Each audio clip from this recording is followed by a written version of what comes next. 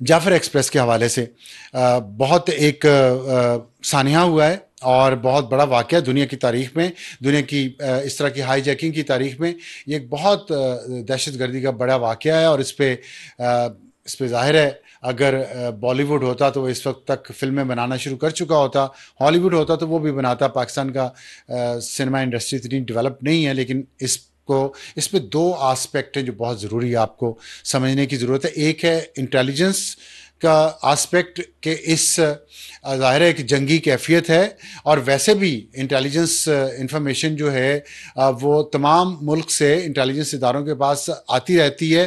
ख़ास तौर पे जहाँ पे जंगी सिचुएशन हो, जंगी हालात हो, वहाँ से तो ज़रूर आती है। और यहाँ पे पूरा नेटवर्क है बलूचिस्तान में इंटेलिजेंस गैदरिंग का। तो एक सवाल ये उठा और डिजिटल मीडिया पे बहुत ज़्यादा इस पे तनकीद भी हुई, इस पे लोगों ने शुकूक व शुबहात का इज़हार भी किया, जर्नलिस्टों ने भी किया, दूसरे लोगों ने भी किया, बाहर बैठे लोगों ने भी स्टेटमेंट्स दी कि इंटेलिजेंस फेलियर है। तो एक चीज़ तो ये है। दूसरा है कि जो ऑपरेशन हुआ है जिस तरीके से वो किस तरीके से ऑपरेशन हुआ है और वो कितना कामयाब था, उसमें कितनी पेशा वराना महारत दिखाई गई है। तो ये आज दोनों चीज़ों के बारे में इस पे बात करेंगे। और मेरी रिसर्च टीम ने बहुत इस पे मेहनत की है, बहुत अच्छी इन्फॉर्मेशन आपके लिए निकाल के लाए हैं जो ब्रेकिंग न्यूज़ है। मैं ये आपको फिर बता रहा हूँ। और वो कहाँ से शुरू हुआ, उसका आगाज़ हुआ जब मैंने आपको बताया कि सोशल मीडिया पे बहुत सी बात चल रही थी इंटेलिजेंस फेलियर की, और उस पर सवाल भी हुआ। फिर DGISPR की प्रेस कॉन्फ्रेंस में उनसे एक सहाफ़ी ने पूछा कि ये इंटेलिजेंस फेलियर था या नहीं था, तो उस पे DGISPR साहब ने क्या फरमाया, आप सुनिएगा। And in this particular case also, there was a threat in the general area. In this area, there was a general threat of the SCB. There was not a specific threat to the कि ये train पे इस वक्त ये incident होगा।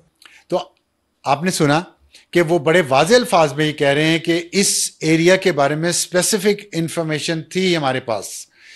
तो ये बहुत अहम नुक्ता है जिसको हम सब ने इग्नोर किया, लेकिन मेरी रिसर्च टीम ने इग्नोर नहीं किया, इस पे उन्होंने काम किया। वो काम किया वो मैं आपको बताता हूँ। तो इससे ये साबित हुआ कि इंटेलिजेंस इसकी थी और इंटेलिजेंस फेलियर नहीं था। तो और स्पेसिफिक एरिया की थी, जो एरिया वहाँ पे जहाँ पे ये अटैक हुआ है उस एरिया के बारे में थी। और इसकी मज़ीद तफसीलात जो हैं वो मैं आपको भी बताता हूँ। लेकिन आप इसके बाद देखें कि ये ना सिर्फ ये कि इंटेलिजेंस एजेंसीज ने मुख्तलिफ ने इस स्पेसिफिक एरिया के बारे में इंफॉर्मेशन दी थी कि यहाँ पे कोई दहशत गर्दी की कार्रवाई हो सकती है। मज़ीद तफसील मैं आपको बताता हूँ। लेकिन इसके बाद भी इंटेलिजेंस जो हमारा नेटवर्क है, जो एजेंसीज हैं, उन्होंने किस तरह इस ऑपरेशन में जो बड़ा सक्सेसफुल था उसको छुड़वाने का यरगमालियों को, उसमें क्या मदद की, ये भी आप DGISPR साहब की ज़बानी सुन लें। जी, जो रिस्पांस किया है, जिसको आपने सक्सेसफुली देखा कि किस तरीके से लोगों को बचाया गया है, इस रिस्पांस में एक बहुत इंपॉर्टेंट रोल आपकी इंटेलिजेंस एजेंसीज ने प्ले किया है।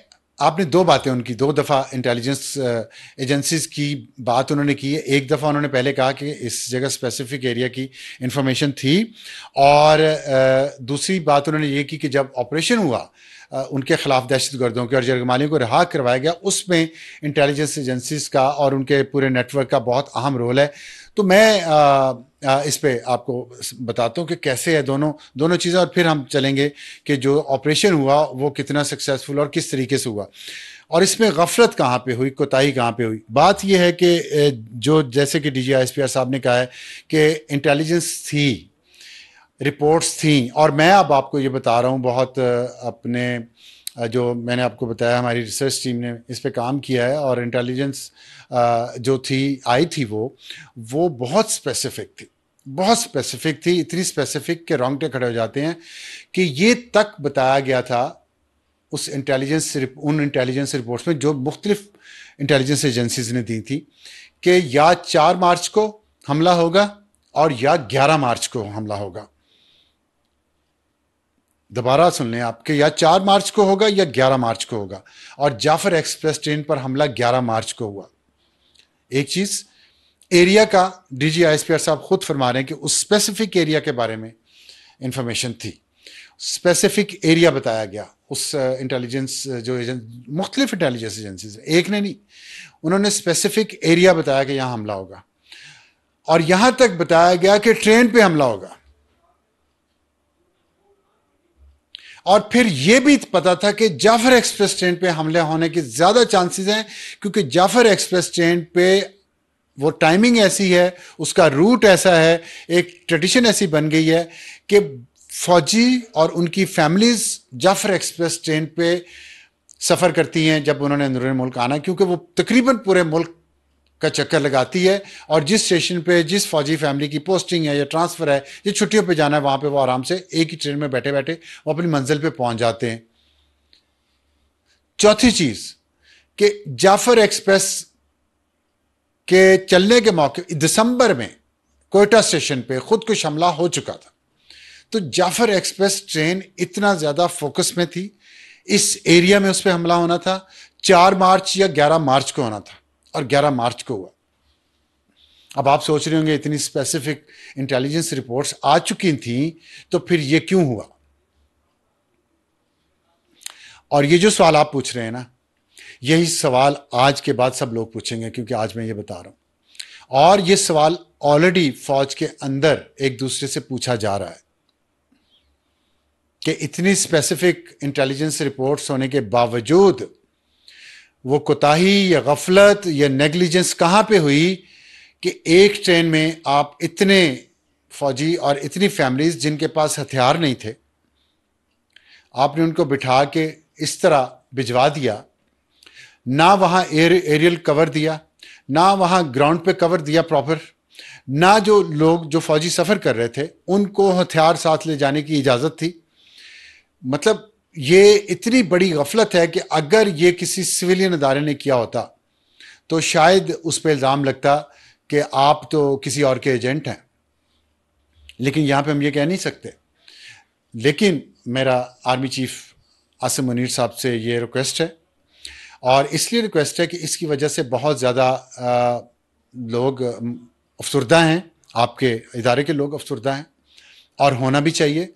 और इसकी वजह यह है कि जो चंद लोग ऊपर टॉप पे बैठे हैं वहाँ, उनमें से एक 3 स्टार जनरल है और 5 2 स्टार जनरल है, 5। और इन 6 लोगों का काम सिर्फ एक है कि जब इस तरह की इंटेलिजेंस रिपोर्ट्स इनके पास आती हैं तो उन्होंने फिर अपना काम करना होता है, और उनका काम ही ये है सिक्योरिटी प्रोवाइड करना अवाम को और सबको। तो उनके अपने लोग जो जा रहे थे छुट्टियों पे या पोस्टिंग पे या ट्रांसफ़र उनकी हो रही थी और वो जा रहे थे, तो जब आपके पास स्पेसिफिक इंफॉर्मेशन डेट वाइज आई तो आपने क्या किया। चीफ साहब, इस पे इंक्वायरी की जानी चाहिए। और मैं आपके इस पे इसलिए भी ये बात कर रहा हूँ कि ऐसा ही एक वाक़या APS का हुआ था 2016 में पेशावर में, जो आर्मी पब्लिक स्कूल पे जो अटैक हुआ था, और उसमें उस पर जनरल राहील शरीफ आर्मी चीफ थे और उनके पसंदीदा चहीते कोर कमांडर हिदायतुर रहमान पेशावर में थे। और उस वक्त बहुत ज़्यादा ये बात हुई थी कि ये कोर कमांडर की गफलत से ये सब हुआ है। इंटेलिजेंस रिपोर्ट उस वक्त भी थी शायद, लेकिन गफलत इतनी बड़ी थी कोर कमांडर की, और लोगों ने मुतालबा किया कि आप उनको हटाएं ताकि जो डीमोरलाइजेशन हो रही है वो ख़त्म हो। लेकिन राहील शरीफ साहब ने नहीं हटाया, क्योंकि उस वक्त जो प्रोजेक्ट चल रहा था उसी ने तो मुल्क की जड़ें खोखली की हैं। लेकिन आपसे मुझे उम्मीद है, क्योंकि आप जिस तरह का काम कर रहे हैं और जितने बड़े आपने फैसले किए हैं और जितने मुश्किल हालात में आपने इस मुल्क को एक हाइब्रिड निज़ाम के ज़रिए चलाया है, और ठीक चलाया है, ये कहना पड़ता है अब, तो आपसे ये उम्मीद है कि आप वो वाली जो जनरल राहील शरीफ को जो काम करना चाहिए था आप उसको अवॉइड करेंगे, और आप करेंगे ये काम, और ज़रूर पूछेंगे। मैं ये नहीं कह रहा किसी को सज़ा दें या किसी का करियर ख़राब करें, लेकिन एक जंगी हालत में अगर इस तरह की सिचुएशन में इतनी गफलत इस लेवल पे होती है तो आप सोचिए जो उनके अंडर लोग काम करने वाले हैं उनके दिल में क्या इज्जत होगी उस कमांड की जो वहाँ पे थी ग्राउंड पे। और मुझे पता है कि जो ऑपरेशन बाद में हुआ सक्सेसफुल, जो हाईजैकर्स से यरगमालियों को छुड़वाया गया, जो खुदकुश बमबार को टारगेट किया गया, और वो 11 मार्च को ये ट्रेन के हाईजैक होने की इतला आई है 2 बजे के करीब, उस वक्त से लेके 11 और 12 मार्च की रात सारी और 12 मार्च का दिन, जब तक ये शाम को ऑपरेशन कंप्लीट नहीं हो गया, आप खुद कंट्रोल कर रहे थे उसको, आर्मी चीफ आसिम मुनीर साहब, और आप रात को जागते रहे। बहुत अच्छी बात है, आपके ट्रूप्स को ये बात पता है, इसलिए आपकी इज्जत बढ़ेगी जब कमांडर अपने ट्रूप्स के साथ खड़ा होता है, जब कमांडर उनका अपने बच्चों की तरह ख्याल करता है। लेकिन आप का कवर लेके अगर आपके नीचे कुछ लोग वो अपना काम सही तरीके से नहीं कर सके, तो इस अनप्रोफेशनलिज्म पे आपको ज़रूर क्वेश्चन करना चाहिए, क्योंकि हम हालत जंग में हैं। 2 सूबों पे इस वक्त दुश्मन ने हमला किया है, और आपको मुझसे ज़्यादा जाहिर है, आपके पास बहुत इन्फॉर्मेशन, आपको पता है कि बलूचिस्तान तो बहुत स्पेसिफिक टारगेट है खुदा न खास्ता पाकिस्तान से अलग करने का। क्या वहाँ पे हम इस गफलत में, ये नहीं कहता कि ये उन्होंने जानबूझ के किया है, लेकिन ये इतनी गफलत, इतनी कोताही, और क्या अल्टरनेटिव नहीं थे? क्या 3 C-130 नहीं हायर किए जा सकते थे? एक कराची ले जाता लोगों को, एक लाहौर ले जाता फौजियों को, और एक इस्लामाबाद ले आता। तमाम फौजी आराम से अपने घरों में पहुंच जाते। जो हमने इतना नुकसान किया, 26 लोग शहीद हुए, जिसमें से 18 या 22 फौज के लोग हैं। कितना मोरल डाउन हुआ होगा इससे। ये हम कोई तबसरा करते हैं तो हमें ये कहा जाता है कि आप ये ना बात करें, इससे मोरल पे असर पड़ेगा। ये इतना बड़ा वाक़या हुआ, APS से भी मोरल पे असर पड़ा था, वहाँ भी ये काम होना चाहिए था, वहाँ नहीं हुआ, जिसका नतीजा ये निकला कि बहुत रेपुटेशन ख़राब हुई फ़ौज के प्रोफेशनलिज्म की। अब फिर ये वाक़या हुआ, अब आपके पास एक मौका है कि प्रोफेशनलिज्म आप जैसा आपके अपने अंदर है, आप अपने इस इदारे में भी इन्फोर्स करें, और ख़ास तौर पर टॉप टियर पे जो कोताही और गफलत का मर्तकब हुआ है, और जिससे इतनी जानें गई हैं, जिससे पूरे दुनिया में हमारे ऊपर लोगों को उंगली उठाने का, हमारे निज़ाम पे, हमारे सिक्योरिटी के निज़ाम पे, हमारे सलामती के निज़ाम पे लोगों को उंगली उठाने का मौका मिला है। जहाँ पे इंडिया ने हमारे खिलाफ प्रोपेगेंडा किया, और इंडिया के साथ साथ पाकिस्तानी जो पाकिस्तान से बाहर बैठे हैं, उन्होंने पाकिस्तान के खिलाफ प्रोपेगेंडा किया, पाकिस्तान की रेपुटेशन ख़राब की है इस एक वाक़े से। और वो कैसे हुआ ये मैंने अभी आपको बता दिया, आपको मुझसे पहले पता है, आपको पता है। सिर्फ इस पे ये है कि एक right step at the right moment लेंगे अगर आप, तो इससे इस जंग में आपका और हमारे ट्रूप्स का मोरल हाई होगा। और जो अपनी जानों का नजराना दे रहे हैं इस वक्त हमारे आराम के लिए, जो हम इस जगह बैठे हुए हैं, तो उनका मोरल जो डाउन है वो अप करने के लिए उन्हें भी पता हो कि हमारा जो ऊपर अफसर बैठा है वो हमारा ख्याल करता है, वो हमारे साथ ज़िंदगी मौत में हमारे साथ है। ये नहीं है कि उसके पास इंटेलिजेंस रिपोर्ट्स गई और 5-6 लोग जो टॉप पे बैठे हुए हैं उन्होंने इस पर कोई एक्शन लिया, कोई उसकी हिफाजत का बंदोबस्त नहीं किया। ट्रेन उस दिन कैंसिल की जा सकती थी, की जानी चाहिए थी, इसके बारे में भी इंटेलिजेंस रिपोर्ट्स में ये बात कही गई थी। तो ट्रेन को कैंसिल नहीं किया गया, उसमें इस तरह बिठा के बगैर किसी हथियार के, बगैर कवर के, एक कोबरा हेलीकॉप्टर ऊपर अगर उसको एरियल कवर दे रहा होता एक, तो वो भी बहुत होता। आपको पता है इस चीज़ का, उनको भी पता है जिनकी मैं बात कर रहा हूँ, 6 लोगों की। तो ये इतनी बड़ी कोताही और गफलत, इसको ऐसे मत जाने दीजिएगा। और फिर देखें उसके बाद जो ऑपरेशन हुआ, और फिर DG ISPR साहब ने ये बताया कि इंटेलिजेंस एजेंसीज ने वहाँ पहुँच के उनकी, उससे पहले ही बल्कि उनकी कॉल्स मॉनिटर की, रिकॉर्ड की।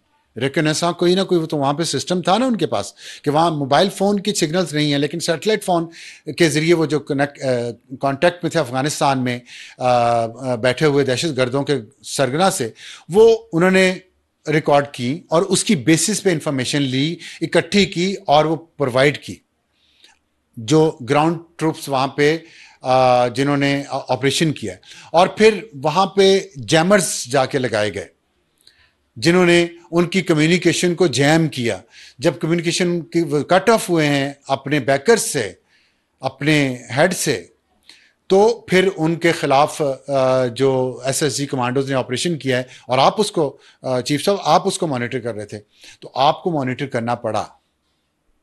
सिर्फ 40-50 दहशतगर्दों का एक टोला, उससे जंग में आपको मॉनिटर करना पड़ा। आप एक न्यूक्लियर कैपेबल कंट्री के आर्मी चीफ हैं, वहाँ आपके जो officers, senior officers, most senior officers on the ground, आपको ज़ाहिर है खुद महसूस हुआ कि वहाँ पे कुछ गफलत हुई है, तो आपने खुद इंटरवीन किया। बहुत अच्छा किया, होना चाहिए, साथ खड़े होना चाहिए कमांडर को अपने ट्रूप्स के साथ, और वो मैसेज गया भी है। लेकिन ये एक सिमरिंग फैक्ट ऐसा है जो सबके दिलों में है, जो सबके दिलों में क्वेश्चन मार्क है, दिमाग पे, दिल पे, और लोग ये पूछ रहे हैं। मैंने बहुत खुलूस के साथ और दर्द दिल के साथ ये आपसे बात की है। कोई प्रोपेगेंडा के लिए, किसी को बदनाम करने के लिए नहीं की, सिर्फ खुलूस है इसमें। और खुलूस इसलिए है कि इतने लोग जाने कुर्बान कर रहे हैं हमारे आराम के लिए। तो हमें इस वक्त हालत जंग में अपने इख्तलाफात हैं इस्टेब्लिशमेंट के साथ, उनकी सियासत में मुदाखलत पे रहेंगे, लेकिन जंग में, हालत जंग में जो सही बात है, जो सच्ची बात है, शायद सब लोग ना कर सकें, करना चाहते भी हों तो नहीं कर पाते, मैंने ये की है और इसके पीछे सिर्फ खुलूस है। और आपसे उम्मीद है कि आप इस पे एक सच्चे कमांडर की तरह से एक्शन लेंगे, और लेना चाहिए। यही मुल्क और कौम के मफाद में है, और इनफरादी लोग कौम से या मुल्क से बड़े नहीं होते, चाहे कोई भी हो। तो और ख़ास तौर पे हालत जंग में आप ऐसी कोताही, ऐसी गफलत बर्दाश्त नहीं कर सकते जब दुश्मन हमारा, जिसकी ना कोई अखलाकियात है, ना कोई मज़हब है, ना कोई वो किसी कानून और कायदे का पाबंद है, उसके साथ जब आप लड़ रहे हों इस तरह मुश्किल हालात में, तो फिर कोताही और गफलत बर्दाश्त नहीं की जानी चाहिए। और जहाँ तक ऑपरेशन की बात है, बहुत अच्छा ये ऑपरेशन था। ये कहना चाहिए कि इस गफलत के बावजूद और कोताही के बावजूद कि एक ट्रेन में जिसका कोई कवर नहीं जिसको प्रोवाइड किया गया सिक्योरिटी का, उसमें इतने सारे फौजीज और उनकी फैमिलीज़ और सिविलियंस बैठ के वो एक आपने मौत के मुंह में धकेल दिया गया उसको। इसके बावजूद जो ऑपरेशन हुआ है रिकवरी का, और उन अगवाकारों से, हाईजैकर से उस ट्रेन को बाजियाब करने का, और लोगों को जो यरगमाल बनाए गए थे और ख़ुदकुश बम्बारों को जिस तरह एक ही वक्त में तमाम ख़ुदकुश बम्बारों को स्नाइपर्स ने 4, 3, 2, 1 करके एक ही वक्त में फायर करके मारा, और उसके बाद जो दूसरे लोगों को मारा गया और सारे यरगमालियों को रिहा करवाया गया, जिस बेहतरीन और पेशा वाराना तरीके से। यही पेशा वाराना महारत उस वक्त होनी चाहिए थी जब इंटेलिजेंस रिपोर्ट्स आई। उसके बाद आप लोगों ने किया, बहुत अच्छा किया, लेकिन ये जो बीच में एक मिसिंग लिंक है, इसको ज़रूर एड्रेस करें। और आज के लिए इतना ही, क्योंकि ये इतनी बड़ी बात है। उम्मीद है कि इस पर वज़ीर आज़म शहबाज शरीफ भी और आर्मी चीफ भी ज़रूर कुछ ना कुछ करेंगे।